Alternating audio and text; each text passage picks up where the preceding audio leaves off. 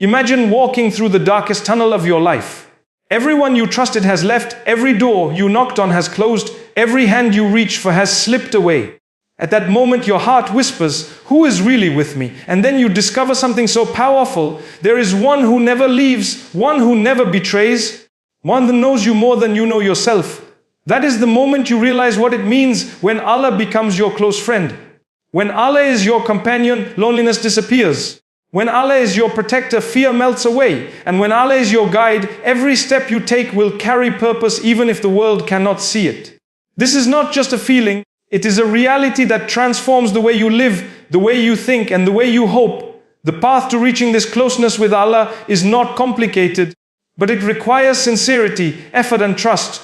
Let us reflect on how this relationship is built. When we begin to think about what it means to have Allah as a close friend, the first thing that naturally comes to mind is communication. Because every relationship is built on communication, and our relationship with Allah is no different. The only difference is that this relationship is the most beautiful, the most powerful, and the most complete form of communication you will ever experience. If you truly want to feel the closeness of Allah, you cannot treat your prayers as empty rituals. You cannot simply rush through them like a task that needs to be ticked off a checklist. No, your prayer has to be a conversation, a deep, heartfelt exchange between you and your Creator. Imagine for a moment that you have a friend who is always there for you, who never gets tired of listening to you, who doesn't interrupt you, who doesn't judge you, and who understands your silence as much as your words. That is exactly who Allah is when you turn to Him in prayer. Think about how we speak to people we trust. We tell them our secrets, we share our dreams, we cry in front of them. And we feel safe because we believe they will not expose us, they will not abandon us, and they will not betray us. Yet even with those people, there are limits. There are things we hold back because they might not understand, or they might change their view of us. With Allah, there are no such fears. You can expose the deepest parts of your heart, the sins you regret, the wounds you carry, the mistakes you cannot even admit to yourself, and He will still embrace you with mercy. There is no shame in crying before Him, no fear in confessing your weakness, no hesitation in admitting that you are broken. In fact, the more vulnerable you are before Allah, the stronger you will become. This is why prayer is so central. It is not about the movement of the body alone, but the connection of the heart. When your forehead touches the ground, you are not lowering yourself, you are rising into the safety of His closeness. That moment of sujood is the moment when your soul is higher than the angels. Have you ever noticed how peaceful you feel after sincere prayer, even if your problem remains unresolved? That is because your soul has touched its source. Your heart has emptied its burdens onto the one who can carry them without ever tiring. And when you get up from that prayer mat, you are not the same person who walked into it. You are calmer, lighter, and stronger because you are walking out with the assurance that Allah heard you. But this closeness in prayer does not come automatically. It requires sincerity. It requires you to pause and reflect on what you are saying. Too often, our tongues recite words that our hearts don't process. But when you remember that these are not ordinary words, they are words chosen by Allah, they are words filled with secrets of mercy, you begin to feel them differently. When you say Allahu Akbar, you are declaring that Allah is greater than your problems, greater than your enemies, greater than your fears, greater than your pain. And when you say Alhamdulillah, you are reminding yourself that even in loss, even in hardship, there are blessings that deserve gratitude. And then when you say Ayaka nabudu wa ayaka nasta'in, you alone we worship, you alone we ask for help. You are declaring your dependence, your weakness, your inability to survive without Him. Imagine how powerful this moment is. You are telling Allah, I will lean on you, I will walk with you, I will place my future in your hands. And the most beautiful part, He listens. Every single time. Never once does Allah turn away from a servant who turns to Him sincerely. This is why when you make dua, do not hold back. Pour your heart out. Tell Allah exactly how you feel. If you are scared, tell Him. If you are broken, admit it. If you are grateful, express it. Even if you think your request is small or silly, remember that Allah is not bothered by the size of your need. To Him, there is no difference between asking for forgiveness and asking for a shoelace. Both are given by Him and both are within His power. The more you make dua, the more your bond with Allah strengthens because you are proving to your own soul that you depend on Him. When this kind of closeness is built in prayer, you will find yourself longing for the prayer time. You will start to feel restless when you are distant from Allah. Just as a person who loves someone looks forward to seeing them, hearing from them, being with them, the believer who befriends Allah looks forward to every chance to stand before Him. That is why the companions used to say, our comfort is in prayer, because it was not a ritual. It was their lifeline, their safe space, their secret meeting with the one who loved them most. But what about when life becomes heavy, when challenges overwhelm us, when hardships knock at our door? This is where the second step of this friendship with Allah becomes vital, trusting Him in hardship. You see, it is easy to say you are close to Allah when everything is going your way. It is easy to pray when your life is calm and to thank Allah when blessings surround you. But the true test of friendship with Allah comes when life turns against you, when your heart is bleeding, when the things you loved are taken away, when your plans collapse, when your dreams shatter. That is when trust in Allah separates the strong from the weak. To trust Allah in hardship means to believe with every fiber of your being that He has not abandoned you. It means that even when you do not understand why something is happening, you still hold on to the certainty that there is wisdom behind it. Think of a child who is taken to the doctor. The child may cry, may feel betrayed when given medicine or an injection, may even think the parent is cruel. But the parent knows better. The parent knows that this temporary pain is saving the child from greater harm.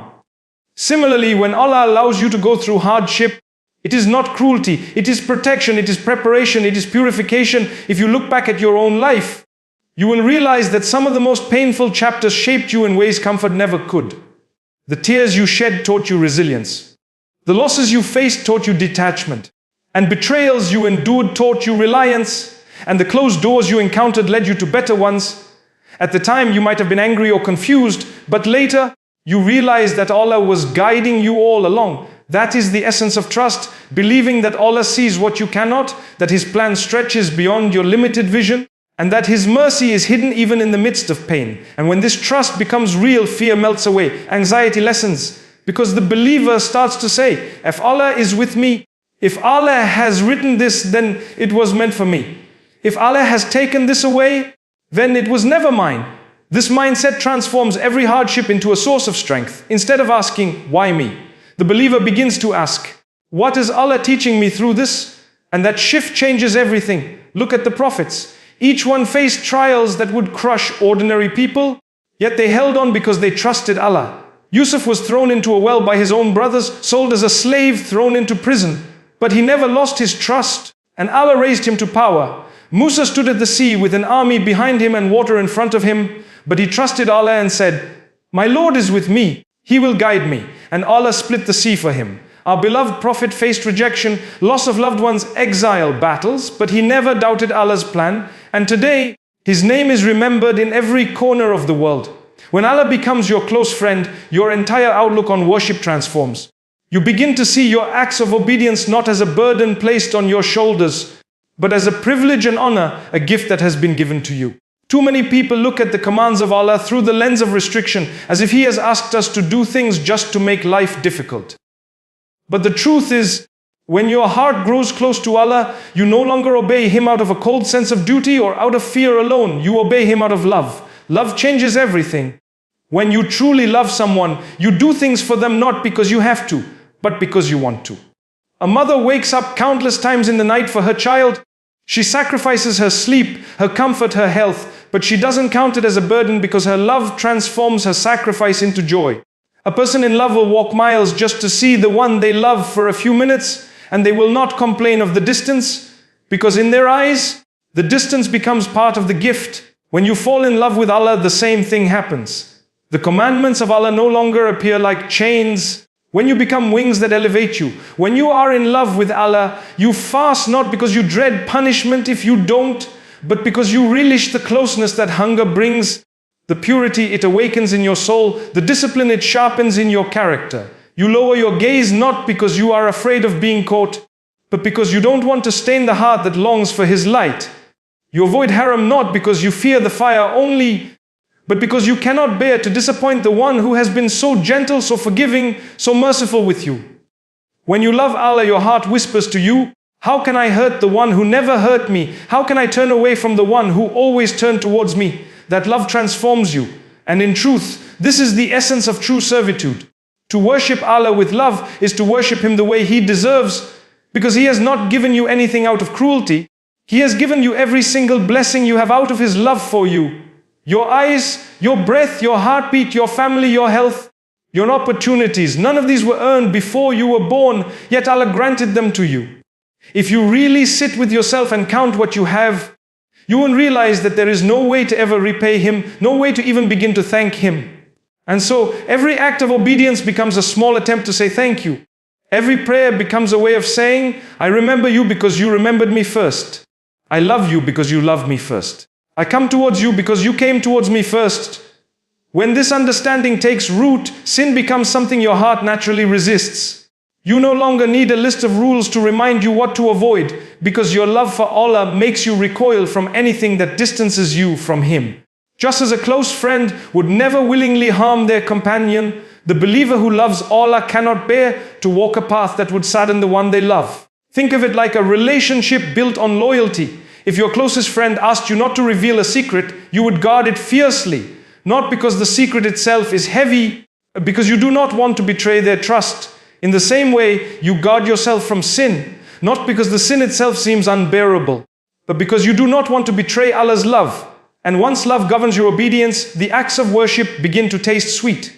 The prayer feels light, the Quran feels alive, the remembrance feels soothing. What others see as hard, you begin to see as beautiful. This is why the Prophet described prayer as the coolness of his eyes. It wasn't just an obligation, it was his sanctuary, his comfort, his delight.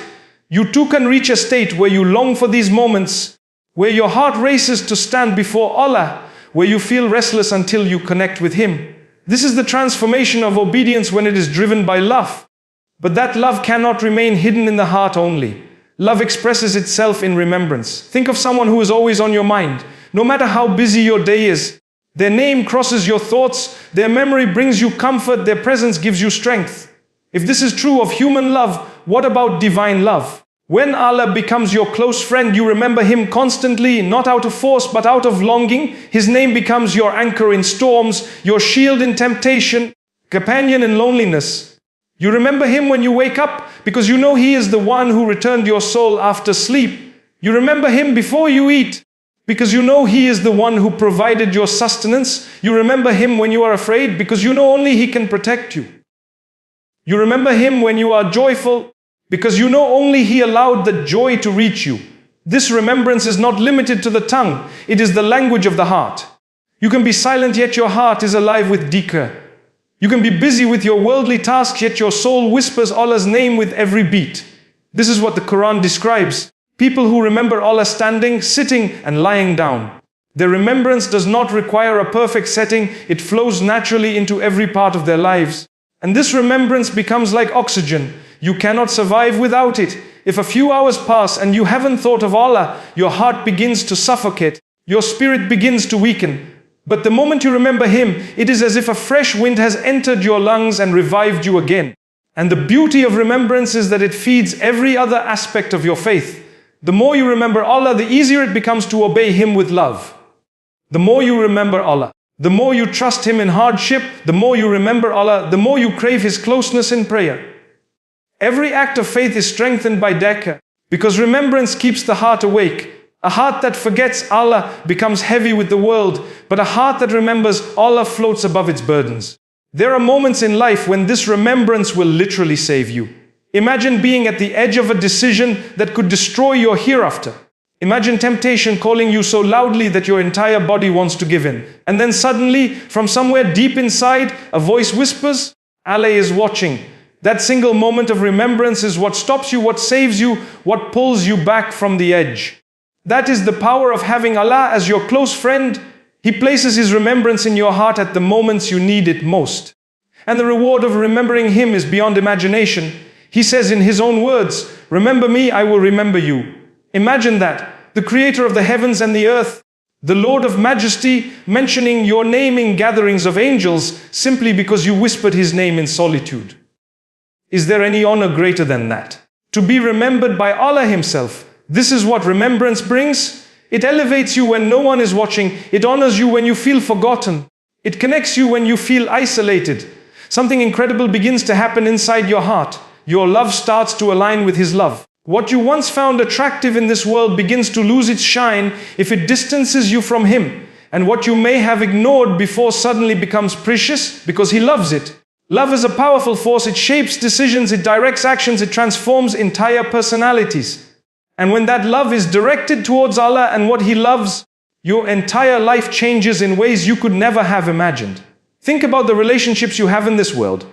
When you love someone dearly, you naturally begin to love the things they love. If your closest friend enjoys a certain food, you develop a taste for it. If they dislike a certain behavior, you avoid it. Even if you once found it normal, your love for them makes you sensitive to what pleases or displeases them. Now imagine this relationship with Allah. If your love for Him is genuine, you will find your heart gravitating towards the qualities, the actions, and the people that He loves, and turning away from the things He dislikes. This is the natural outcome of befriending Allah. Allah loves justice, so you begin to crave fairness even in the smallest dealings. You no longer cheat, lie, or deceive, even if you can get away with it, because your heart whispers, how can I claim to love Allah and practice something He dislikes? Allah loves kindness, so you become gentle with your words, soft with your actions, merciful with those around you, even when they are difficult with you. Allah loves humility, so arrogance begins to feel heavy, pride begins to feel dirty, and you start lowering yourself in service rather than elevating yourself in ego. Allah loves generosity, so suddenly you find yourself sharing, giving, feeding, supporting, not because you expect anything in return from people, but because you know Allah smiles upon the one who spends in His path. And as this transformation deepens, your identity shifts. Your markers of success are no longer the measurements of this world, but the measurements of Allah's love. Before, you may have felt proud when people praised you, when they admired your wealth, your appearance, your status.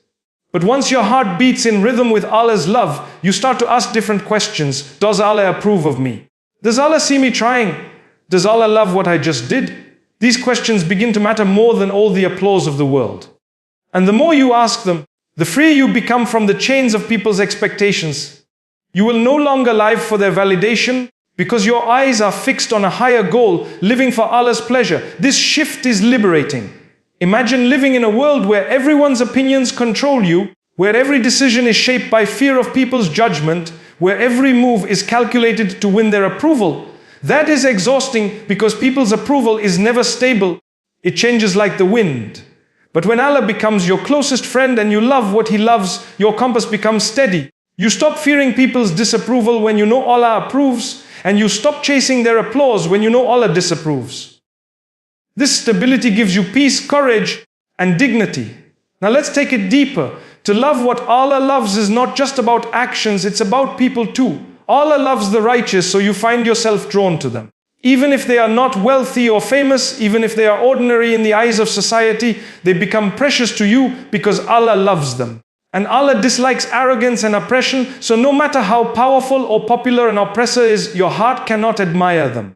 Your standard of admiration is not the world's standard, it is Allah's standard. You admire a person who wakes up before dawn to stand in prayer more than a person who flaunts luxury before cameras. You admire the quiet giver who feeds orphans in secret more than the celebrity who is praised in magazines. This is the reprogramming of love when Allah